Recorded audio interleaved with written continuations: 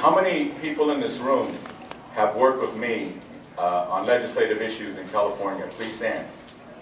Please stand if you have. Let's stand together like we did back then. Thank you. Thank you very much. For those of you who stood, and those of you who have never met me, if you could just spend 30 seconds with each one of these people who stood up, or one of them, and ask them what it's like to work with Tony Cardenas. I don't need to speak for a long time. My reputation speaks for itself, especially for those brothers and sisters who we fought together the good fight in California for sovereignty, for self-reliance, self-determination, and empowerment of a community. And one of the things I want to point out to everybody here is that you have to take care of your community. You have to spend the time to organize your people. You have to spend the time to educate your people. You have to spend the time to be the leaders. And sometimes you don't want to, sometimes you're tired, sometimes you just about had it, but the bottom line is you have to do it.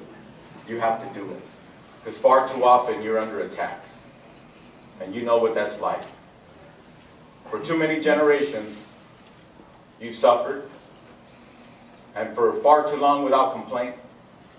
And now there's empowerment within your community all over the United States, but still not enough. There's a long, long way to go. Too many people are still living on dirt floors. Too many people don't have running water. Too many people don't have the basic things that any human being deserves. Don't give up. Keep fighting. And also, learn how to say no to the politicians who talk, but don't do.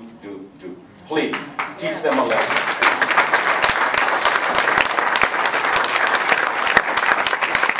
So whether your name is Makarov or Milanovic or Cook or Martin or Maciel or Andreas, it's your job. It's your community.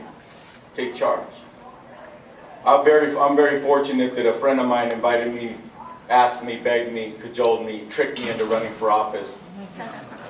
And I ran for the state assembly. And I found myself as a freshman fighting for Indian country, fighting for causes. And with all due respect, educate elected officials. It's not just about gaming. Indian country issues are deep and long and many. It's about the rights of sacred lands. It's about Indian Child Welfare Act at the state level, at the federal level. It's everything. It's not just about gaming. And if an elected official is ignorant to think it's all about gaming, hold on to your wallets, because that's all they want. I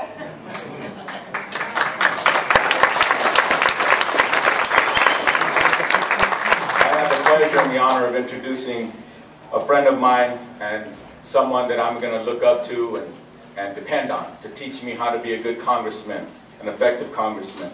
And that's Congressman Ben Ray Lujan from New Mexico's 3rd District, which includes 15 Pueblo tribes, the Jicarilla Apache Nation, and the Navajo Nation. A longtime champion of Native American issues, Congressman Lujan has fought for increased funding for the BIA and HIS in the American Recovery and Reinvestment Act and the House Interior Appropriations Bill. And thanks to his help, the Indian Health Care Improvement Act was included in the Affordable Care Act and signed into law by President Obama.